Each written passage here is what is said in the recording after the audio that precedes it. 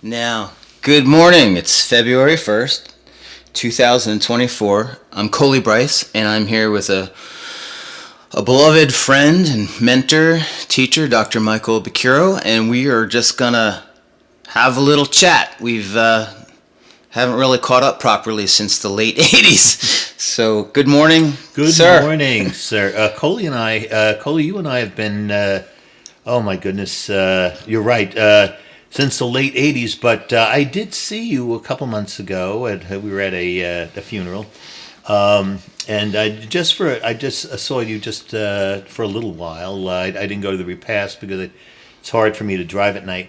But it was such a delight to see you, and I'm so glad to see how successful you are, but also very impressed with the fact that you stuck with your art. And I know in theater, in music, you know more than anybody. There are you're a guitarist and a great guitarist, and there are a million of great guitarists around, millions and millions all over the place who need day jobs, and you found you've devoted your life to your art. I'm incredibly impressed with how the amount of music, the amount of art that came. One of the Andy Warhol's biggest things when he had the art factory in New York City was produce, produce, produce. I taught for 42 years. I knew a lot of students who were amazing musicians. I don't think there's anyone that I've ever come across that has been as young as you are and has produced 40 albums. I mean, the Beatles didn't produce 40 albums. They've produced 11 or whatever. So anyway, I'm incredibly glad to be here. I'm looking forward to catching up with you on some things, and I've got a couple of questions to ask you as well. Well, thank you. That's a pretty big setup.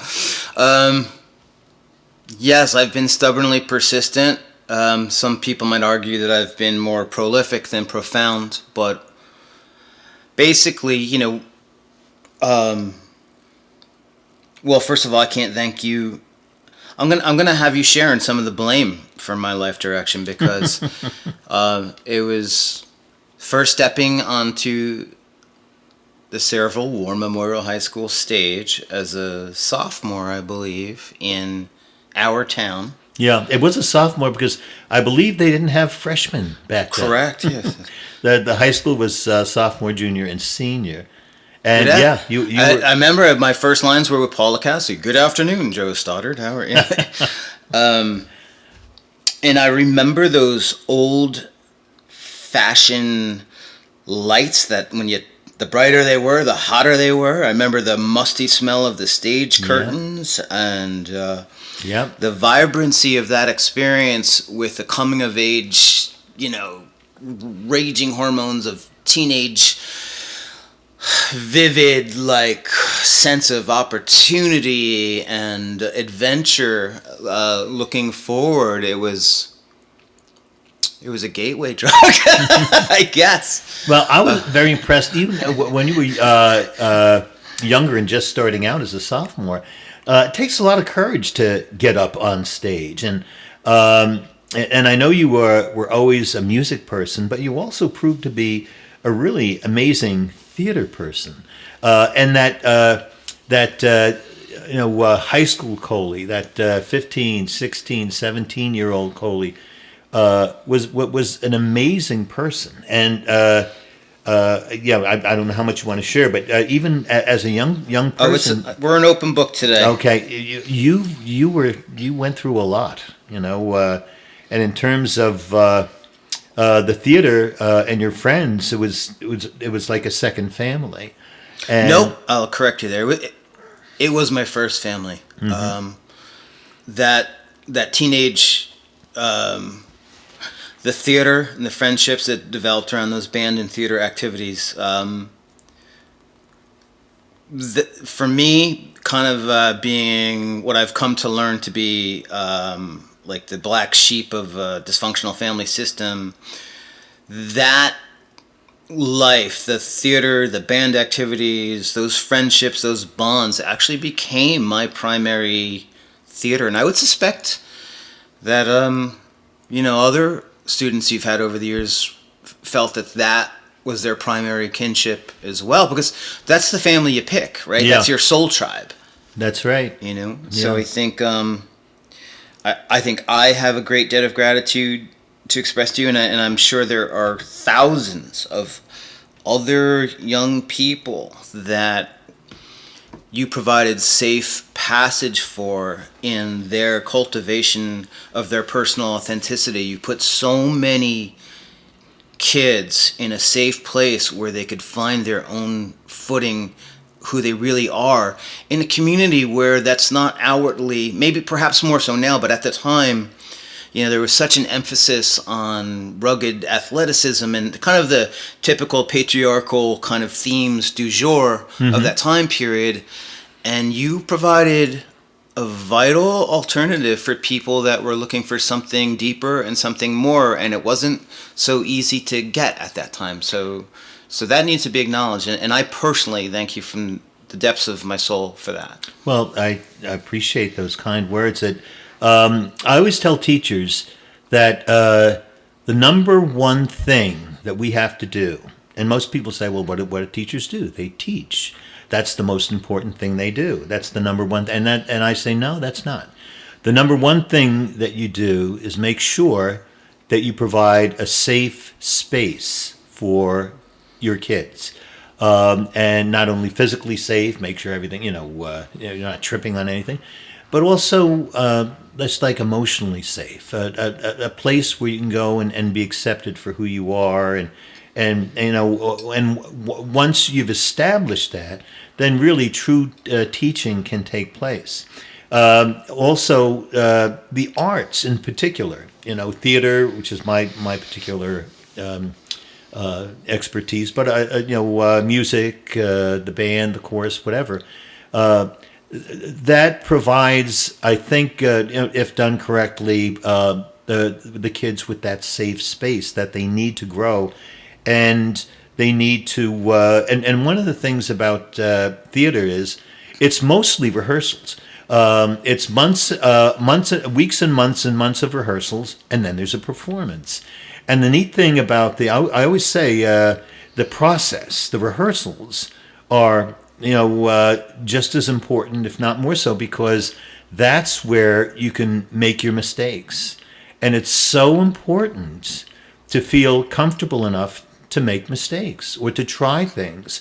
And I've often had kids when I'm directing a play say, Dr. P, I have an idea. Why don't what if I do this or say this a certain way? And my answer always was, well, let's try it. Let's see if it works. And often, many times it does. And so I get some of the best ideas from my students as well. But also, it's interesting because I've had the benefit of being a senior citizen, of teaching in the 70s and the 80s and the 90s and the 10s and the 20s. So I've seen, with the passage of time, Cultural shifts? Many cultural shifts. So funny.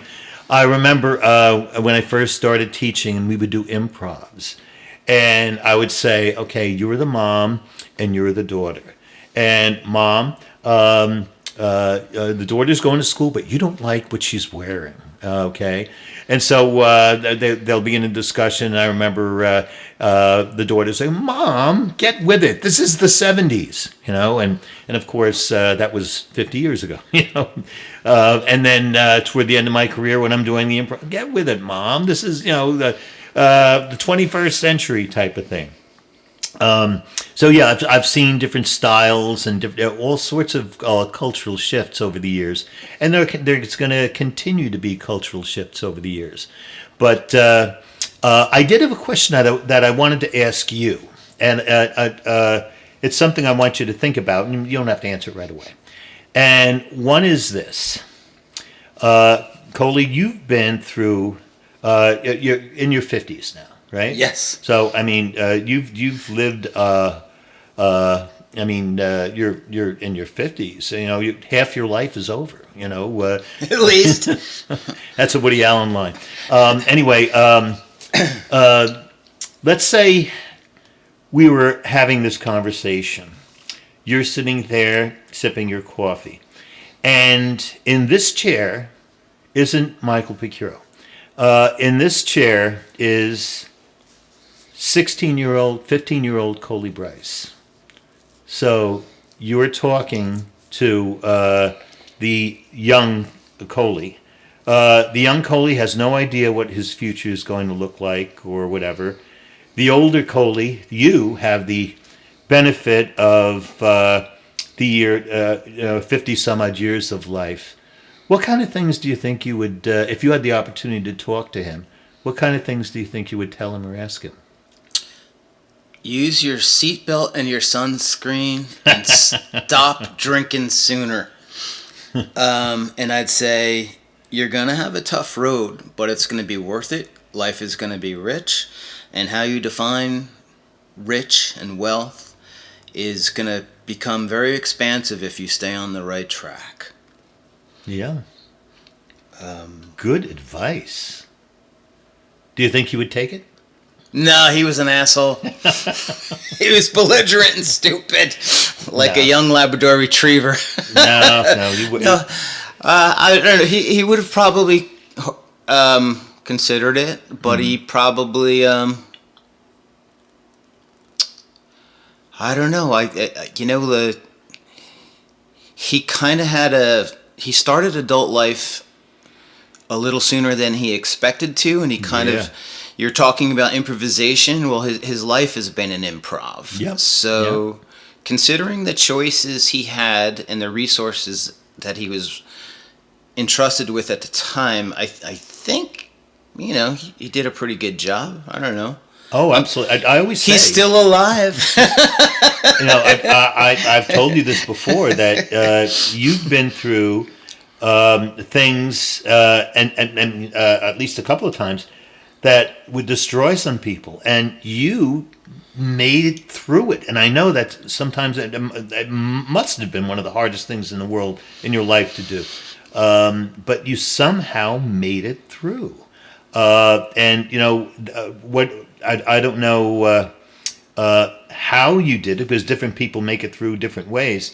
But was it through your art? Were you able to just concentrate on your art? Were you able to concentrate on your kids? What kept you going? Well, definitely, the responsibility of children, for sure. Yeah. Oh, yeah.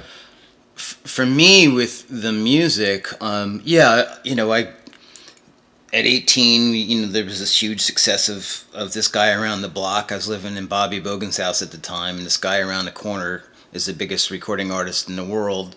So, as an 18-year-old. Yes, it was a huge influence and something I wanted to replicate. So, I started off with a ego-based thirst for fame and validation, and even in high school, I had a little taste of what that would be like in the plays and stuff. There's a lot of ego gratification to people applauding you and liking you, especially if you've got internal wounds. And you have a damaged ego that kind of starts using that as a bit of a drug, really, to kind of fill a hole within that probably should be dealt with in a better fashion. We're young. We don't know. We're just kind of going with what we got. Now,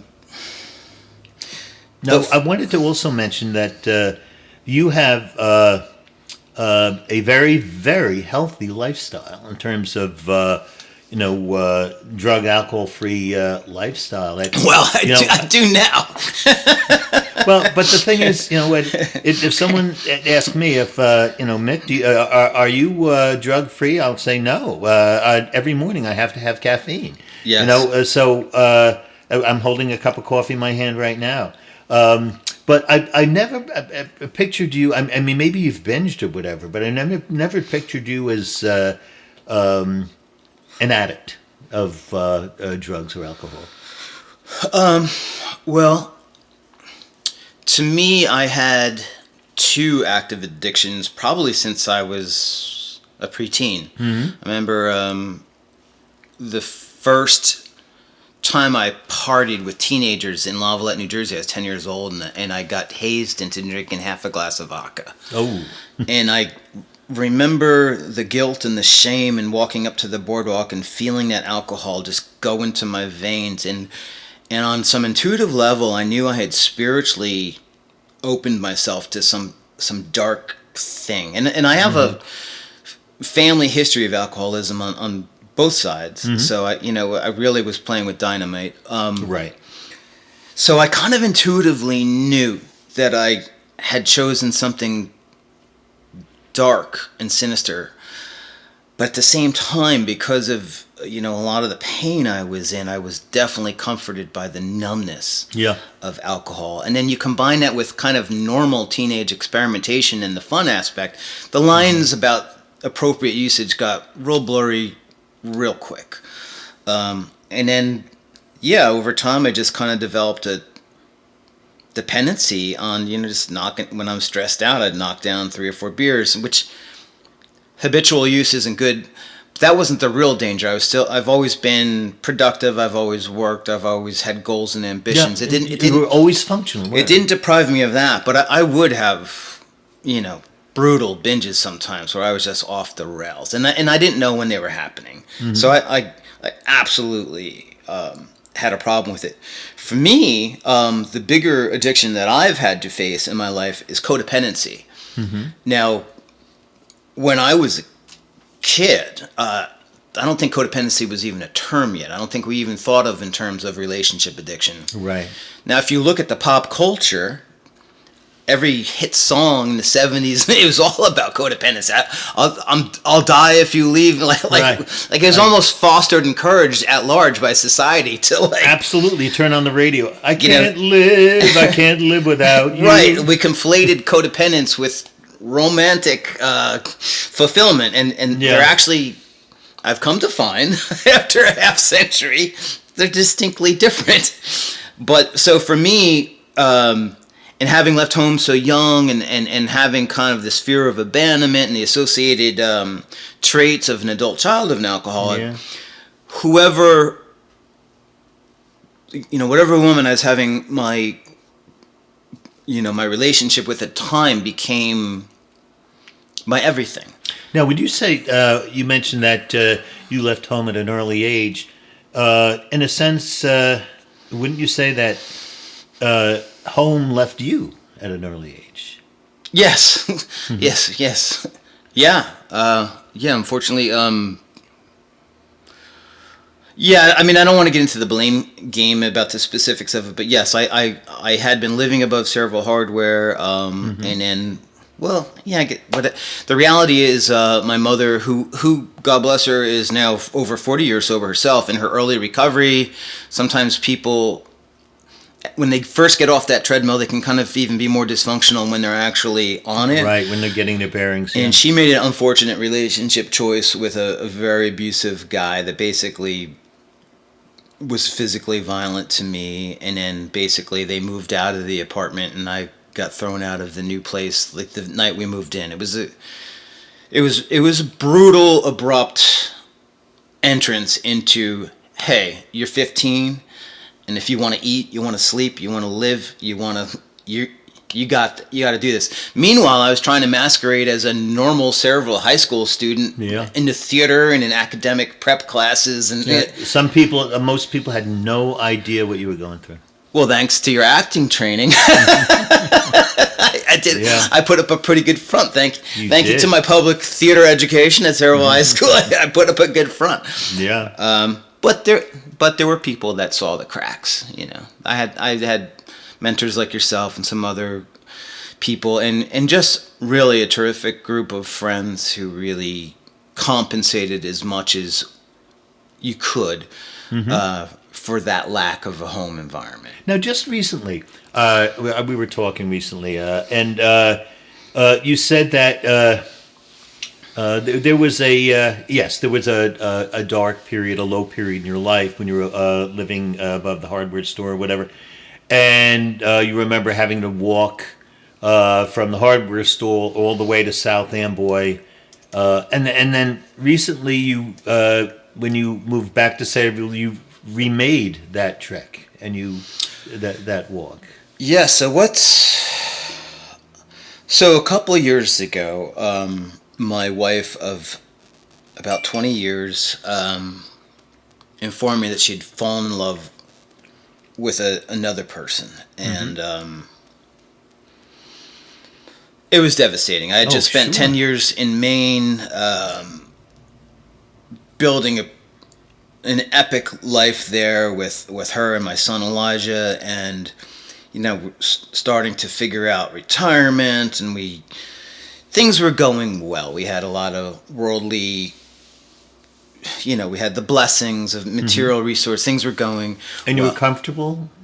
Yeah. I was. Yeah, I had like a big ass sailboat with a wood stove on it, and lots of property, and just lots of toys. Well, the things that come with that type of success, which are, they're great blessings, but that can all go away. Yeah. So it's hard to summarize it, but basically it was what you would call a dark night of the soul. I was devastated. It was not. I put my whole heart and soul into this relationship, this life, my family, the community, the home, and also the loss of the home for me had meant so much to me to have a home after absolutely. So learning how to let go of that. So I basically surrendered.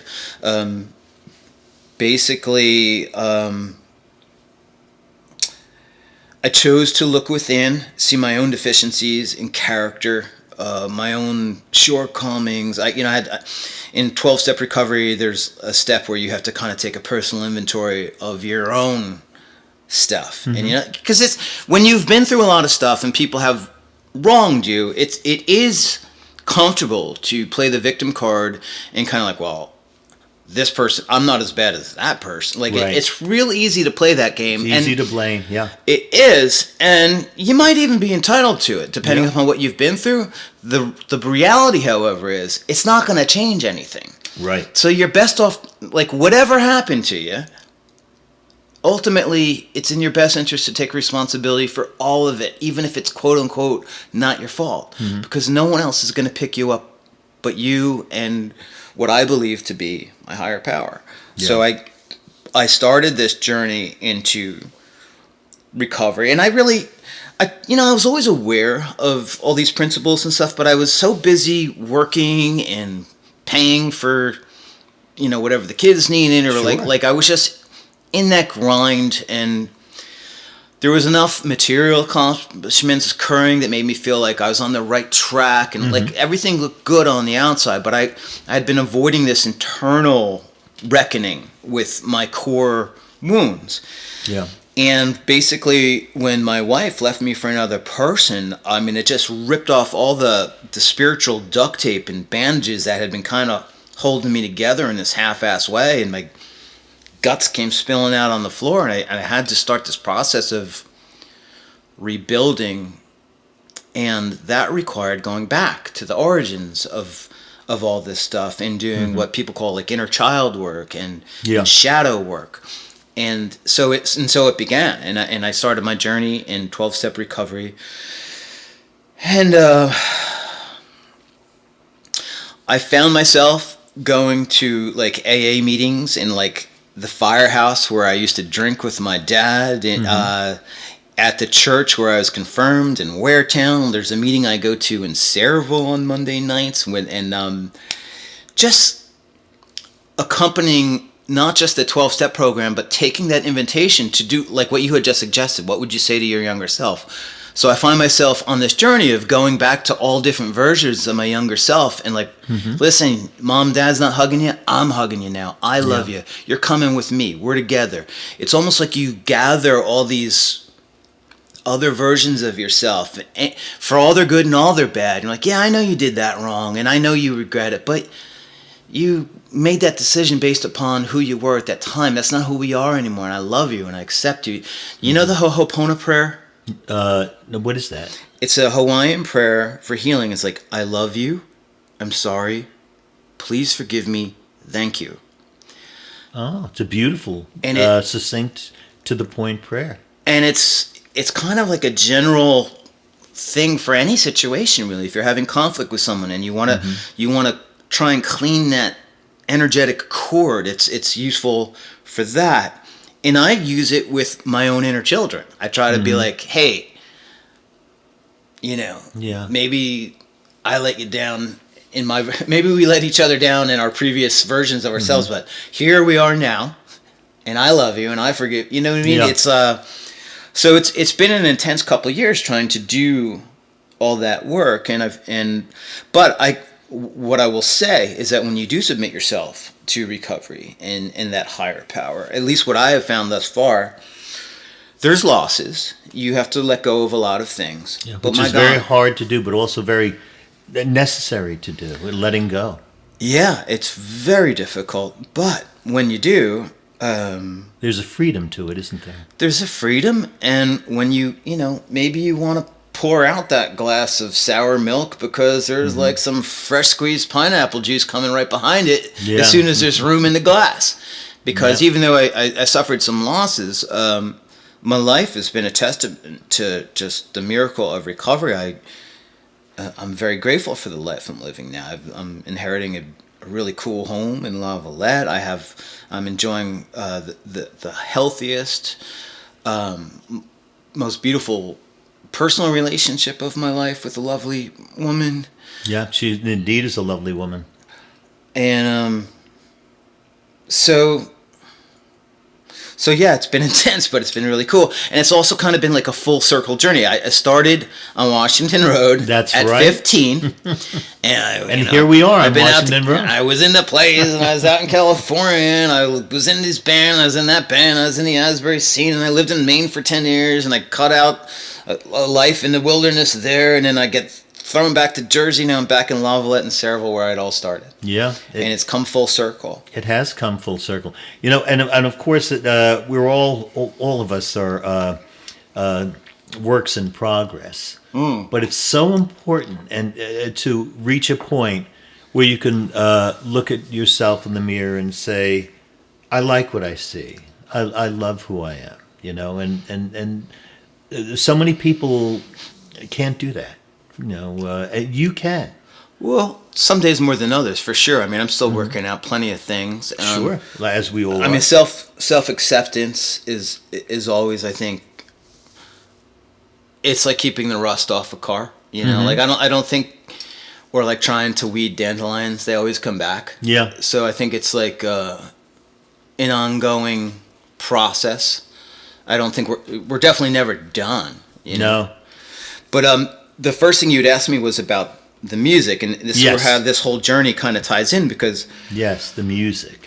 One thing that I did do, despite all that, I mean, I've moved over 60 times in my life. If you give a definition that moving is taking all your personal belongings to live somewhere for an indefinite amount of time, I've moved over 60 times in my life. Wow. It's been intense. I went to 10 different elementary schools before I even got to Sayreville. Yeah. So I was hell-bent determined. Even when I left home, I was like, you can do whatever you want. I'll live on the street, but I'm going to graduate with my class. I'm going to stay in my activities. I was in Troop 96, proud to say. I was like, you can take away everything, but you're not going to take away. No, you stayed, and to your credit, I remember, when you were in Freehold or whatever, we were able to get you to Sayreville, and that's so important. Are we allowed to, are we past the statute of limitations where we could talk about that now? Oh, absolutely.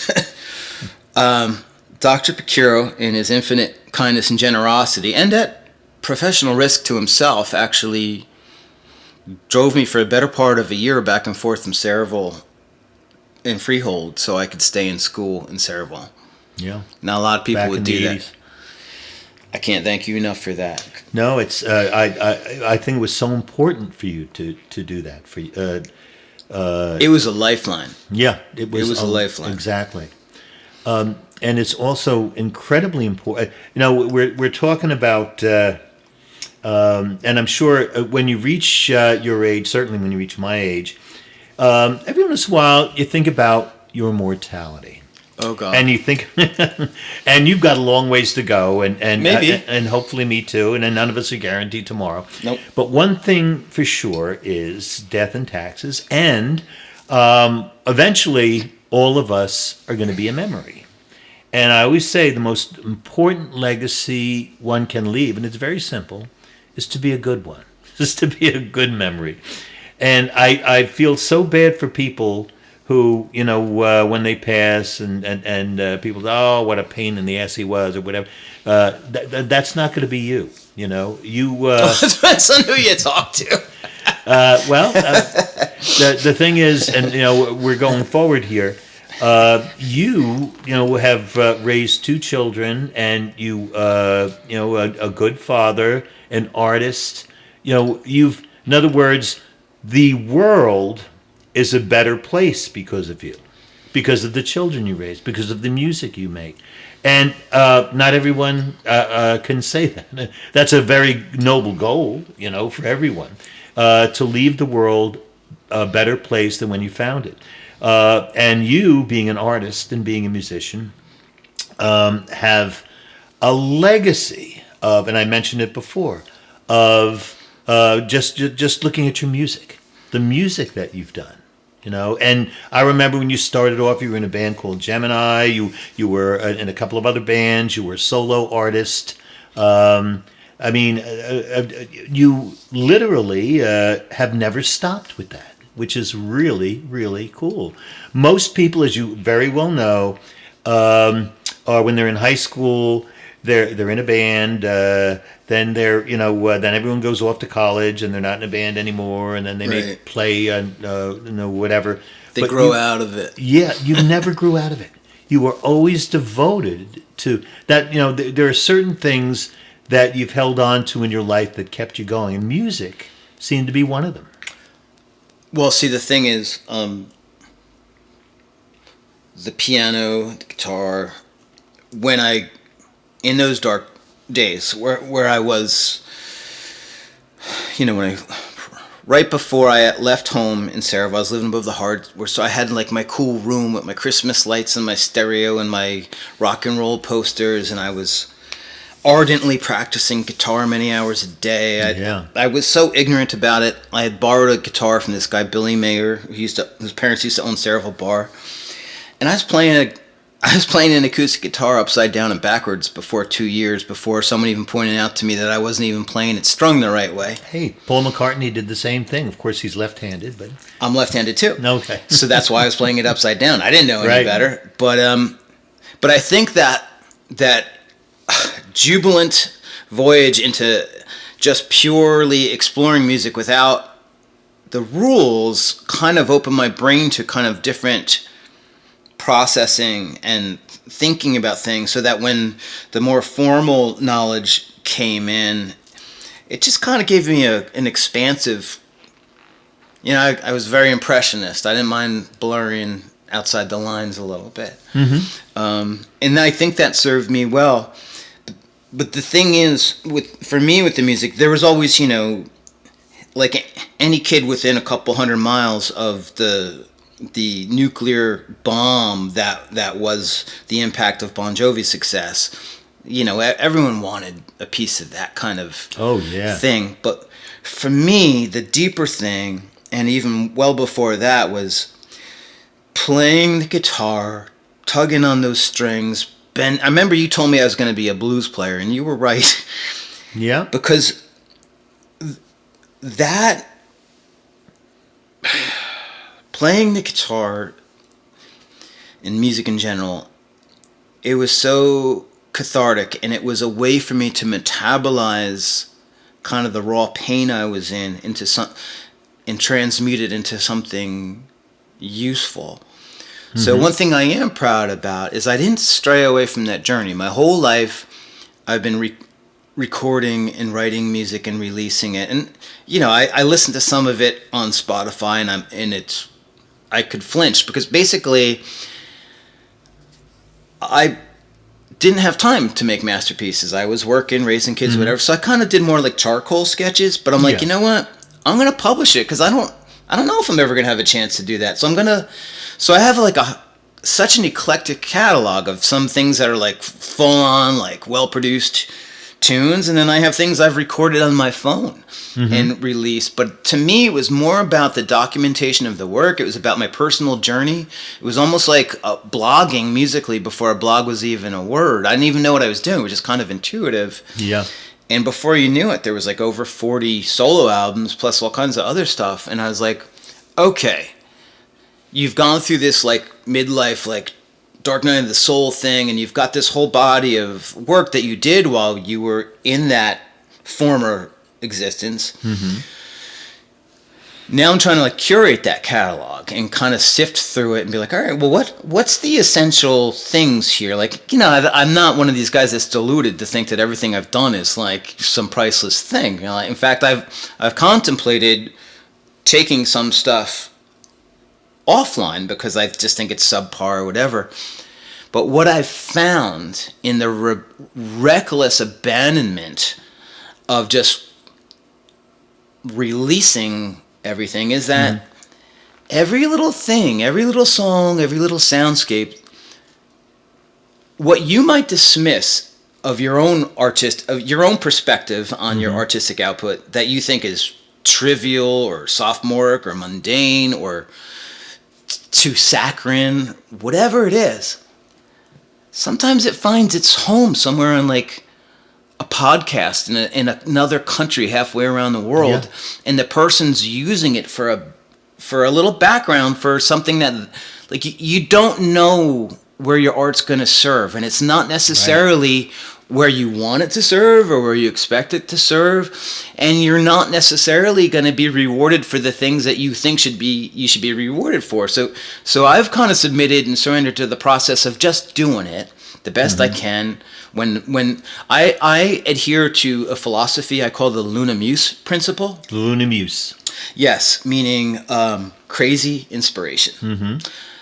When I started off, I was definitely very much paint by numbers. I was trying to listen to the records that I loved the most, and I was like, how do they do that? How do they do those 5/4 harmonies? How do I need to have this guy and that guy, and I want to have it, you know, a certain thing, and that's what my second band, Phantom's Opera, was all about. I got like Michael Romeo on guitar and Bob Nelson on drums, Jack Young on keys, all these great musicians. A lot of them, most of them are still going. Michael Romeo is celebrated as one of the he's not just a guitar prodigy. He's a compositional genius who's only starting to get into the infancy of what his accomplishments will be as a composer. Wow! I mean, I've had Bobby Nelson's still playing, and I've seen him. Bob Nelson, rock and roll soldier. He's playing with Joe Bonanno and the Godsons of Soul. They're playing casinos all the time. There's some people that are lifers, right? Like a lifer musician's gonna, whether you're playing on the sidewalk for coffee money or you're flying out to a corporate gig, you're just some guys. It's what's in their. It's just what they do. They're born to do that, and they're gonna listen to that calling, good or bad. Those are the. And as you pointed out, those ranks thin out over time. It's like they do. You know, it's like okay, we're 17, we're gonna be in a rock band. All right, we're 21, we graduated college, we're cutting our hair, we're getting a job. 30, forget about it. 50, what are you crazy? You know? But at some point, as you go forward in your artistic journey, you realize you might be an artist, and you might not even be doing work for your time period. That's true too. You might. There are some certain songs that are timeless, and there are certain songs that are dated. You're right. Well, you could write a book, and it might not be 200 years later until someone reads it, but it doesn't diminish the value that book is there. Yeah. It might not be in your time to get the ego harvest of your efforts. You might not get the adulation. You can't be dependent upon that. You have to find your satisfaction in the work itself. And if other blessings come, embrace them, be grateful and humble if they come, but I don't think that can be the pursuit. I think the pursuit has to be defining the work itself, adhering to the Luna Muse principle. So for me, I started off in a regimented way. I wanted to like do it right. And to that effect, like, you know, Phantom's Opera, we headlined the Stone Pony and Birch Hill and Club Benet, and we played the Art Center with Southside Johnny. We did all those things you could do in the circuit to quote unquote make it. And then, you know, and those were some really good venues. Yeah, but then the grunge happened, and we were the antithesis of anything even remotely culturally relevant at the time. We just went from, like, you know, being contenders to the throne to, like, we weren't even allowed in the stable, right? Yeah. And that was crushing because I was only 23 years old. Yeah. But it was also a blessing because I think if I'd had any type of significant success at that stage in my life, I think I would have become crystallized in some limiting ego perception of myself. I would have been some kind of cliche. Yeah. So you're frozen in time. Yes, I've seen it with some of my acquaintances that have had that type of success. And when you have success at a young age and everyone's telling you you're all great, it's very hard to grow beyond that because you almost become entombed in your own ego perception. Yep, that's happened to some playwrights. Tennessee Williams, Arthur Miller had incredibly good successes at the beginnings of their career, and kind of Orson Welles in film, and then lived in the shadow of their successes all their lives. They did things, and they did some very good things, but, you know... right, so you get that big ego you got to carry with you, and you get out of your own... Which, you know, that's not necessarily the best, healthiest thing for your art. Your art needs danger. Your art needs struggle. Your art needs oppression. Your art needs something to... Well, you need to be challenged, and it doesn't have to be complicated. A lot of people in the arts, think the more complicated the better. I'll give you blues for an example, which I always thought that was your thing. They say that, you know, the chord progressions, it's the easiest to learn, but the hardest of all the genres to master. I mean, to master the blues. It's like, as you know, as a musician, there are 8 notes, and there are an infinite number of songs you can make with those. And it's music especially. Now, there's 8 notes in the major and minor scale. There's 12 notes in the chromatic scale in Western music. But plus we have diminished chords. Eastern music has all these tiny inflections in between. So I was just going to get to that because one of the Beatles got into Eastern music. Right, the notes between the notes. Yeah, George Harrison. Have you incorporated any of that into your music and in your art? Right, so with the Phantom's Opera Pursuit, we had like 3 albums that got released in 36 different countries. We had a little taste of commercial success. I was in like a bunch of European and Japanese magazines, all this stuff. So I had a little taste of what that type of success looks and feels like. But then Bob Nelson, of all people, took me to a Grateful Dead show. And I had never understood the Grateful Dead. There was Deadheads. You mean the cultural following, the infatuation? Yeah, I didn't get it. I listened to the music, and it sounded kind of like sloppy and off-key, and these kids, they're always the nicest people, you know? Yeah. Smoking weed and playing hacky sack during recess and like during lunch hour. And I always liked Deadheads. I always thought they were sweet people, but I didn't understand the devotion to the music. I just didn't get it. I was like coming from like, it's got to be tuned perfectly, 5-part harmonies, athletic, virtuoso guitar lead. Like I had a certain mindset about what good music was. Anyway, Bob took me to a Dead show. This guy, Doug Skoko, was a famous Sayreville Deadhead and a wonderful piano player. He shows up just as Jerry Garcia is tuning up and gives me a hit of acid. Now, I'm not saying that this is for everyone, but for me,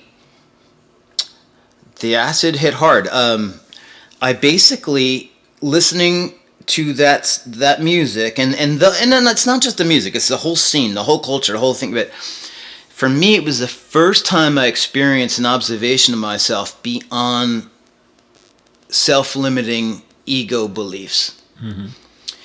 And I realized I could almost look at myself like, oh, I see. You are a reaction to your ego wounds and your cultural influences, and you are on this path because all these things happened to you, and you saw other things happen to other people, and you're just kind of figuring out the calculus and triangulation of replicating that. Right. And then I was like, whoa.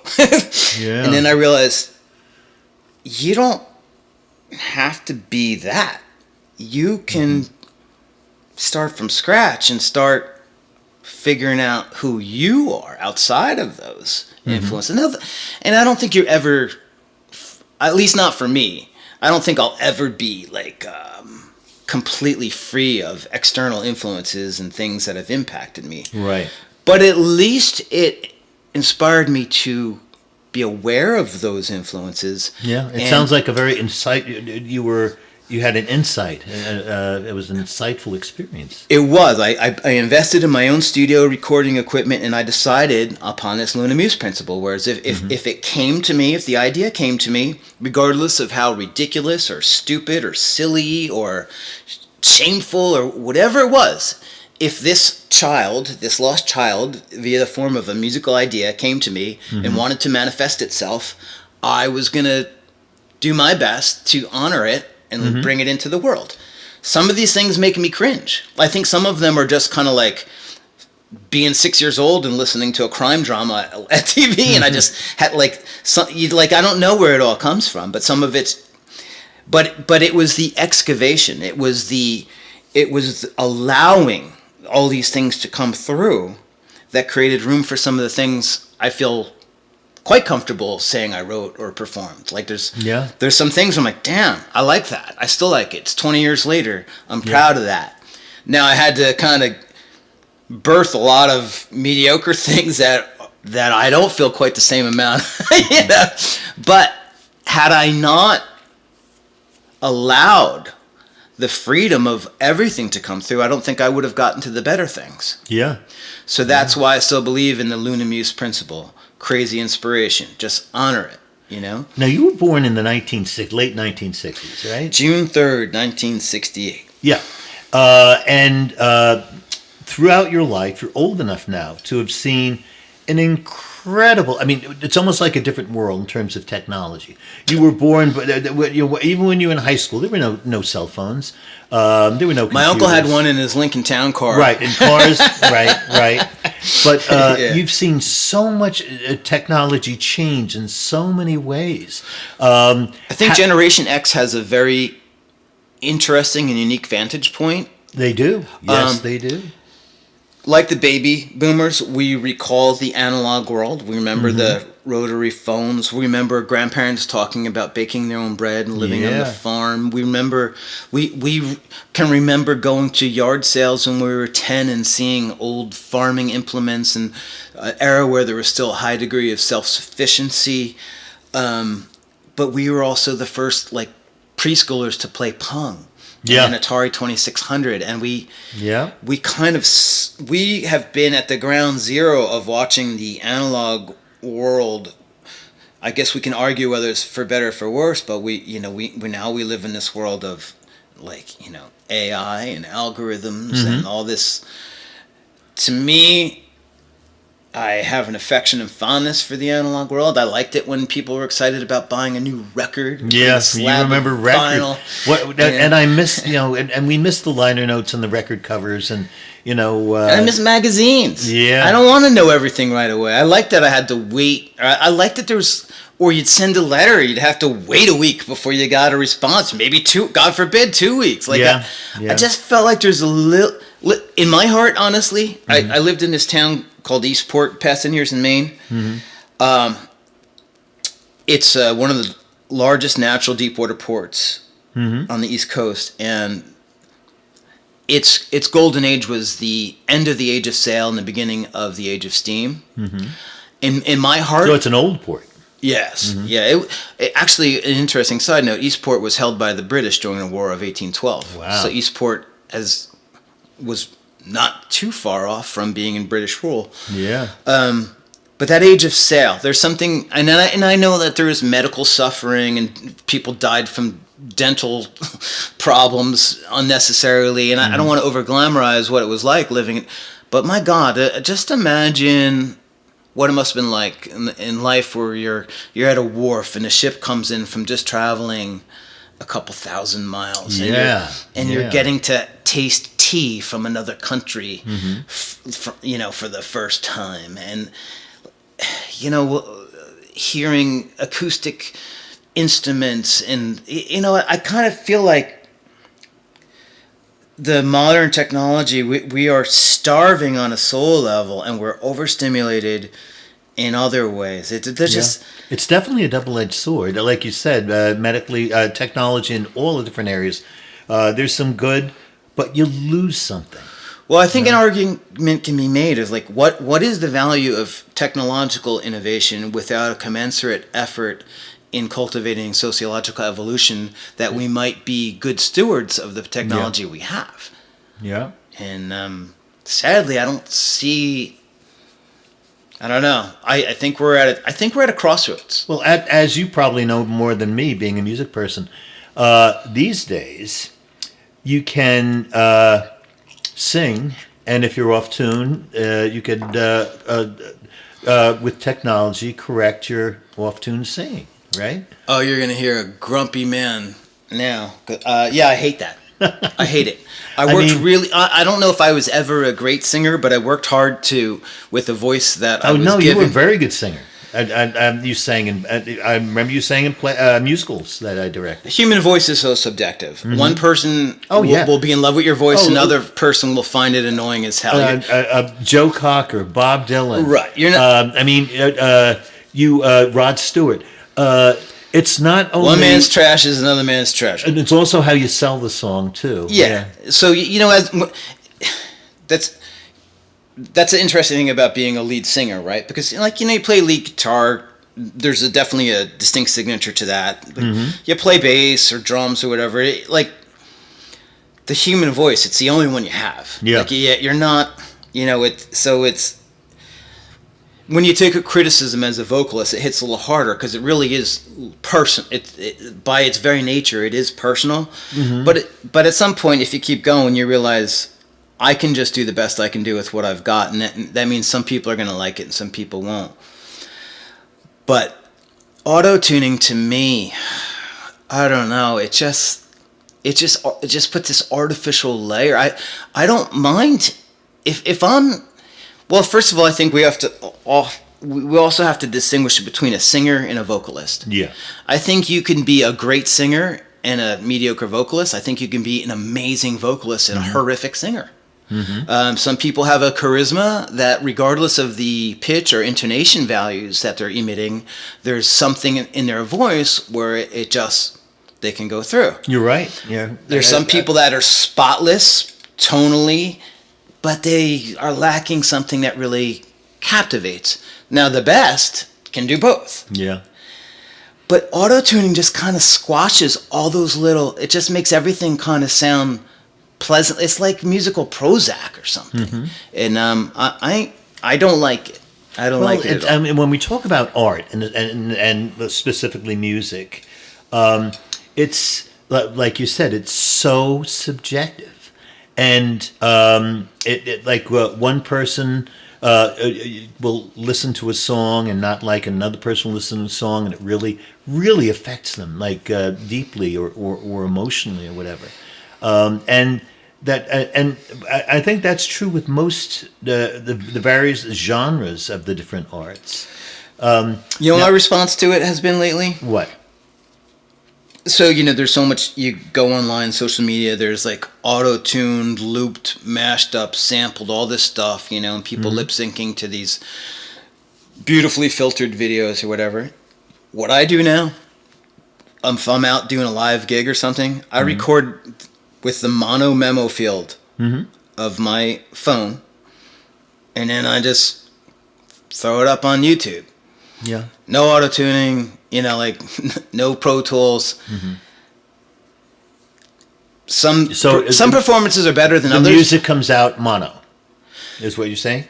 Yeah. Yeah, But there's no pitch correction. There's no nothing. I'm just like, okay, well, if you book me, you know, I'm more or less going to sound like this. Yeah, this is what I sound like. Exactly. Right, and I'm not like, it just feels so, it almost, just recording in mono with an acoustic guitar and a vocal without auto-tuning has become like an act of defiance in an era of like all these plugins and all this stuff. And like, I know there's people that can take the technological capabilities. I mean, I don't mean to diminish, like there's some amazing engineers that can actually use these technologies and have a mastermind of kind of doing things that were never technically capable to be done before. And I respect that there is an art in of that in itself. It just, for me, you know, I'm a Rockosaurus wreck. I just still like singing and playing the guitar. Well, I mean, and like, you know, people have done back in the 50s and 60s amazing things with less technology. And Sgt. Pepper's was done on a 4-track recorder. Well, in fairness, 2 4-tracks. Or 2. Well, yeah, you're right. 2 4. But yes, no, and you know, honestly, I think those limitations back. Well, first of all, to go into a studio, you had to be good. Yeah. Like I remember the first time I went in the studio with Gemini, we were just like some teenage kids messing around, and we sounded like it. You know, Gemini was when you were in high school, right? Yeah. A few years later, I was in Phantom's Opera, and these were world-class musicians. We rehearsed 3 or 4 nights a week, 15, 20 hours a week. We practiced our harmonies, we practiced our craft. And then when that band went in the studio, it's like, damn, that sounds pretty good. Yeah. My point is, like, the studio went from being a tool that would actually illustrate your deficiencies because of the recording technology to a tool that's become a way to mask your deficiencies. Right.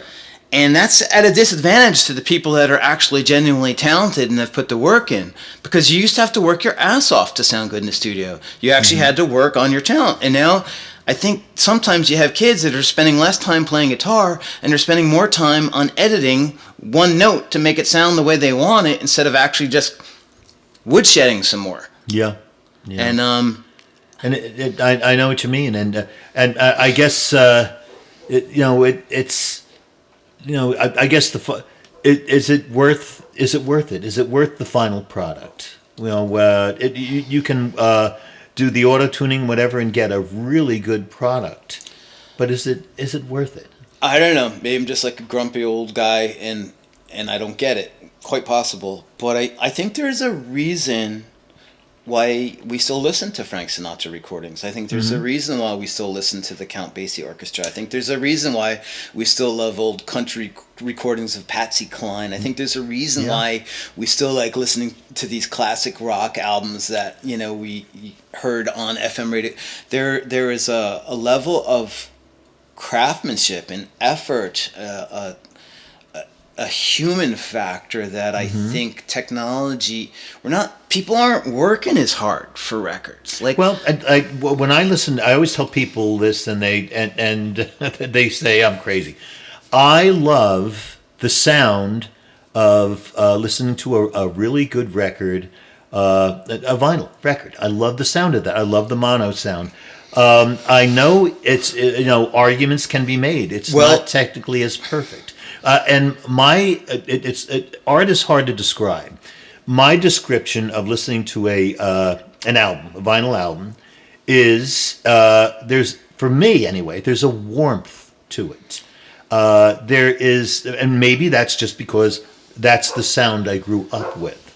But it's something that I really like. Even though the occasional little hiss and pop, I get, it's all part of it. You know? Well, believe it or not, there's some interesting ideas about why that sounds better to you. Okay, so a record could be mono or stereo, but it's an analog medium. Yes, it is. Okay, so a lot of these records were mastered off of analog tapes. Mm-hmm. Okay, so the distinction between analog audio and digital audio. Mm-hmm. Analog audio doesn't have any set frequency limit of what's going out there, right? Mm-hmm. Typical 16-bit 44.1 wave samples that a lot of our streaming stuff are derivative of, Right. they have a definitive cutoff point.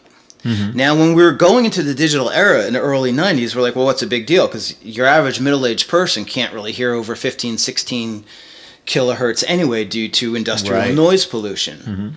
I once went to Princeton and attended a lecture by this guy, Rupert Neve. You may have heard of a Neve console before. Some of the greatest albums ever recorded were recorded on Neve consoles by this audio engineer, designer, genius guy. Yeah.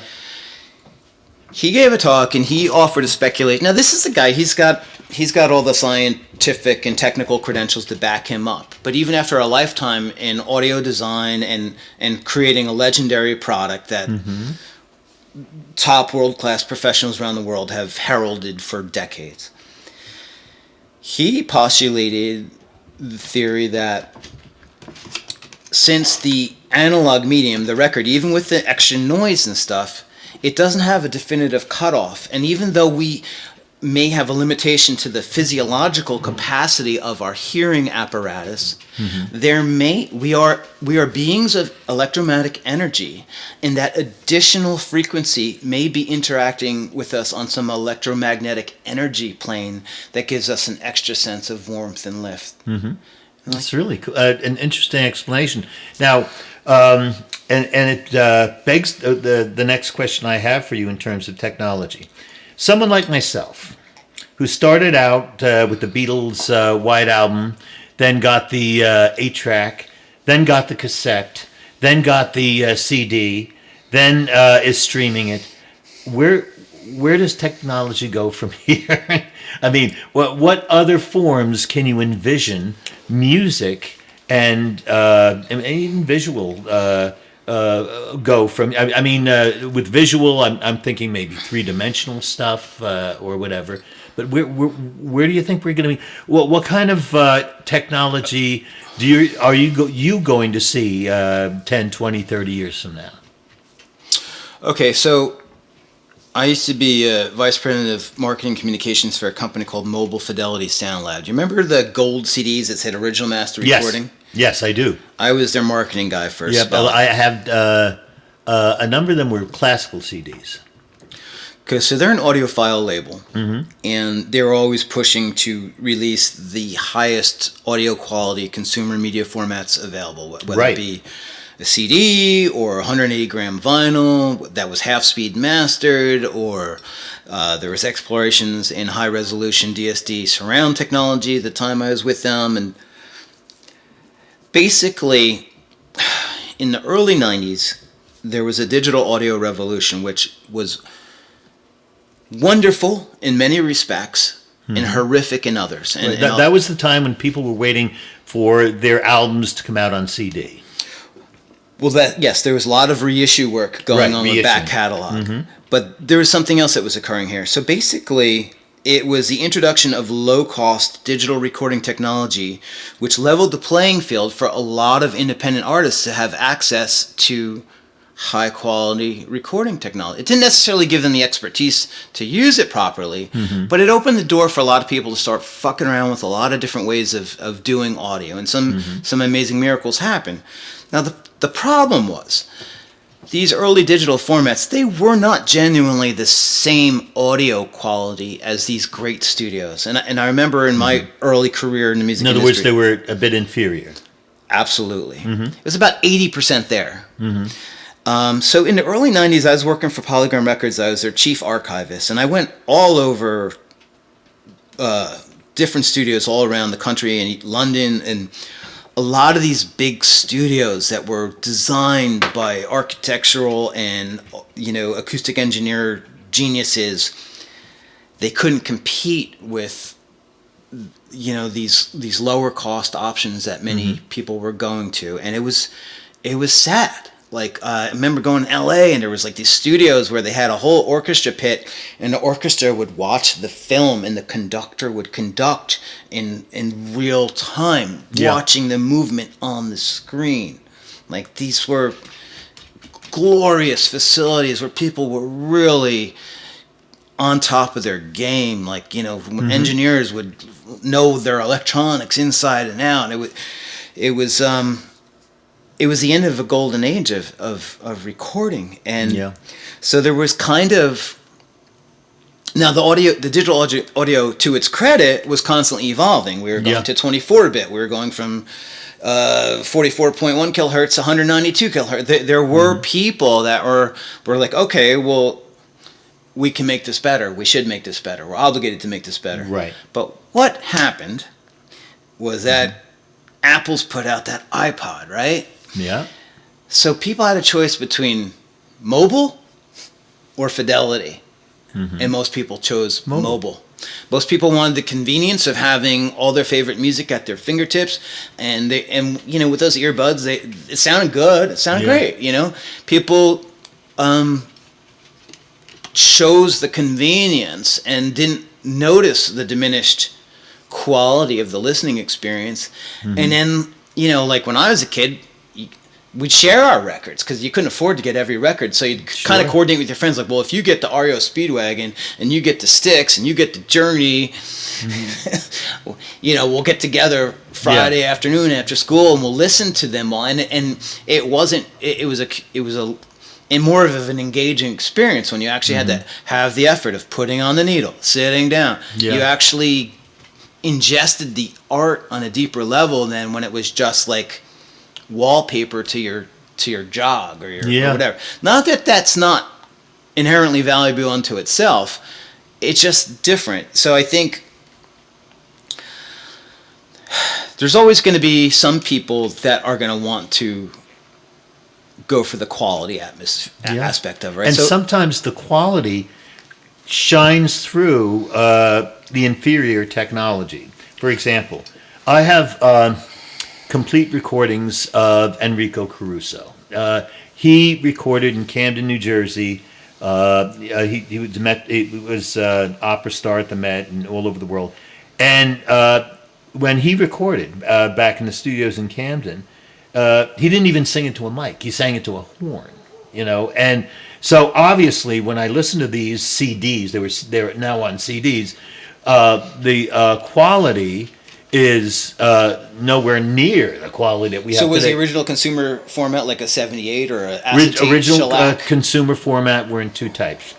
They were cylinders, believe it or not. Oh, okay, wax cylinders. Wax cylinders, and then they were 78s. And the 70, as you probably know, the reason why we call albums were when they were 78s, they literally were like a book, and you had like 6 or 8 or 10 78s in sleeves, and there was like an album, like a photo album. But my point is, the quality, you can hear the quality of his voice, despite, and they can only clean it up so much, I guess. Right. Maybe someday they'll be able to clean it up much more. But you could hear the quality, And even, like you mentioned before, with the live recordings, I always, enjoyed, and sometimes they put out albums of various artists live, whatever. And I'll never forget on the liner notes of the original Woodstock album, they were saying how they used the analogy of how there may be glitches in the recording or whatever, but look at it like fine leather that has little imperfections or something, something that has imperfections that make it classic or whatever. But and also just the challenge of the limitations of like, okay, well, this, I mean, this is a source for endless debate among audiophiles and music lovers, and so I don't know where it's going to go. Right now, Dolby Atmos is kind of the trendy thing du jour. Basically, it's a streaming, high-resolution surround option. Mm-hmm. The company that I'm the operations manager for now, Asbury Media, we just invested in a state-of-the-art Dolby Atmos mastering and mixing room. Yeah. And it'll be interesting to see if enough people care about that expanded capability where it does have commercial growth. And I've lived long enough to see some things some technologies like dueling technologies, and one or the other falls flat on their face. For example, Yeah, but you know what you'll love about this? what's that? Okay. Consider this concept, and I hope someone hears this idea and steals it, because I haven't had time to work on it. Uh-huh. So you're sitting in your room, and you have like your standard like stereo thing, right? Right. Coley's going to give you a good idea. You better be listening. So it's surround, right? So you can do anything with that, right? Mm-hmm. What if someone were to write an album specifically for the Dolby Atmos streaming multi-channel format, where you're in a bar, Mm-hmm. the band's up front playing, Right. and that's its own thing, but there's a theatrical dialogue between the bar patrons. Maybe one guy's making fun of the band who's doing a comedian thing.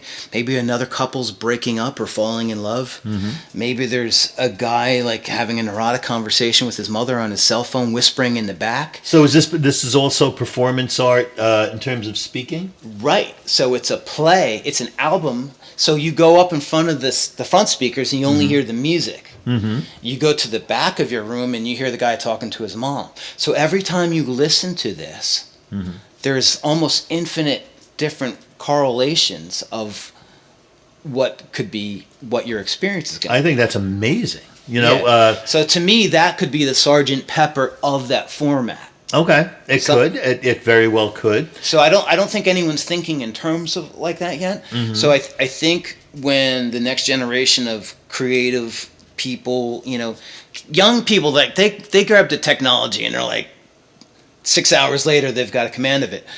If someone can take, I'm not against the technological capacity, but imagine if you don't just like rehash old records and remix like a Pink Floyd record again. Yeah. What if you like recorded some new album and you added these theatrical dimensions to it, and you had like there's a room for a new vanguard. There's room for the next generation to take their media, like the Beatles did everything they could with, all due credit to Sir George Martin as well. Yeah. But they maximized the potential of that. Like, we need someone to. There isn't a Beatles of Dolby Atmos yet. Yeah, yeah.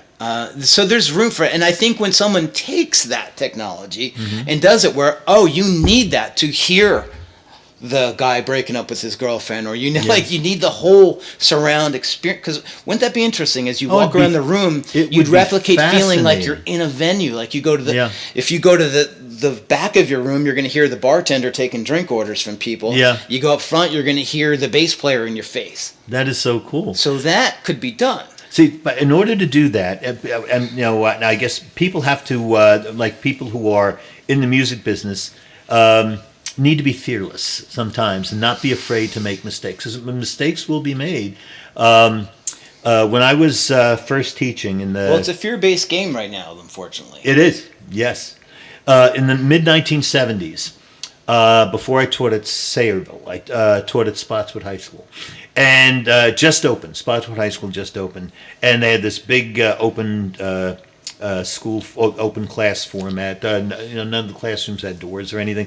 And in the middle was a media center. And the media guy had to make a decision. He had to invest thousands, and this is in the 70s, thousands and thousands of dollars on either VHS or what was the... Betamax. Or Betamax. And he went with Beta because, I mean... It was actually technically superior. Right. That was his... And he just chose the wrong horse. I remember around that time, they stereo caught on, and then they came out with quadraphonic, quad. Right. You would think, well, if two speakers, four speakers would even be better. That fell on as people didn't want. In the 1960s, ironically enough, they did come out with, Beltel came out with a picture phone. It wasn't portable, but at home you could pick up your dialing phone, and then but people didn't want it. It fell on its face.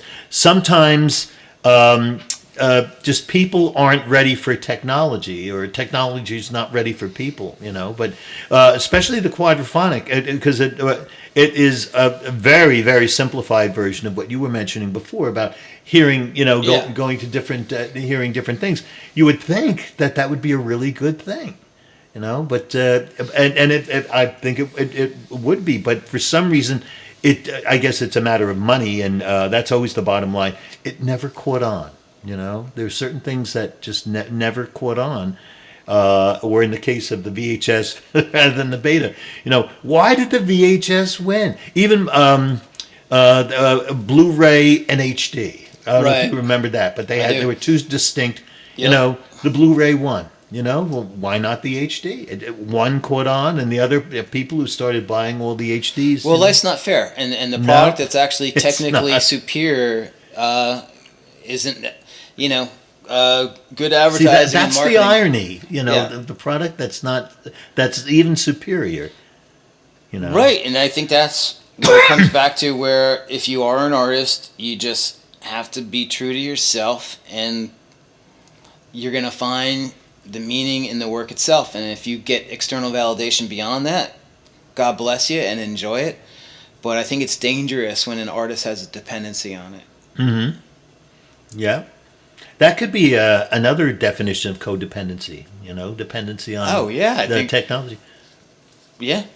Well, even like a lot of, you know, famous celebrities and stuff, like they basically have codependent relationships with their mass audience. Yeah. If you or I were to go out in the street and do something psychopathic and put it online, we'd be called psychopathic. If we were a celebrity and we did it, we'd be called engaging and vibrant and a spectacle. Not only a celebrity, even perhaps a politician. You're right. Right. So, like, when people with a following do zany things, you know, it's an attribute. When average schmoes do those same things, they're one is psychopathic, the other is lovingly they're eccentric. Just right, exactly. And it just depends on how much market share you have. Yeah, it does. You know, in terms of the life of Coley Bryce, I always tell people, especially since I re-met you recently, buy some stock in. If you're going to buy some stock in Coley Bryce, because his stock just seems to. And I think you're going to have to agree with me. Yes, you've been through some tough things, but it just seems to be going up and up and up and up, and that is so cool. Because you know, like I said before, everyone deserves it, but people who've been through what you do especially deserve it. Well, it's so great to see you having a wonderful relationship with a wonderful person and a wonderful lady. And we got to give a shout out to Moira McCormack. Oh yeah, I can't say enough. Yeah, wonderful things. And her awesome parents, John and Sandy. I know and worked with and beloved first family of Sayreville. Yes, yeah. John was and John's brother Wayne. God rest his soul, a wonderful person. Yeah. Well, this seems like a pretty good breaking off point for maybe we'll do this again. That sounds great. I really appreciate it. It's so great to sit down and talk to you and to hear the things that you're going through at this stage of your life and to see things going so well for you. You know, it just does my heart so. Thank you so much. Well, I thank my higher power. I don't take credit for any of it. I think maintaining humility and gratitude is the key to allowing other positive manifestations to come into being, and that's what I intend to do. You have humility, but you also have kindness, and that's so important too. You know? Kindness is really important, and that's definitely something that you role modeled very effectively. You know, kindness can be fragile, and if you can maintain it despite whatever lack of kindness may be visited upon you, you're definitely better off holding on to it. It's hard. I mean, I don't know who will listen to this, and maybe it's someone younger who's going through their own dark night of the soul, but don't let go of your light, because you know, it'll lead the way again. You just might have to go through a period where you submit and surrender to the higher will of the universe and see what your next operating instructions are. Yep. This is not an original idea of mine, but I heard someone say this once. If you're going, like you said, if you're going through hell, don't stop. Who wants to stop in hell? Right. You know, and just keep going, you know, and get out of the hell. And that's exactly what you did. You know, you didn't stop. And that's so cool. Well, thank you to people like yourself and other angels that have been in my life that have helped me along my journey. Oh, there are many angels in this life, yeah. There are. Thank you so much. And I'll look forward to seeing you again soon and talking to you again soon. That sounds great. All right, thanks for listening, everybody. Wow, what a conversation. Hope everyone's doing well, and stay tuned.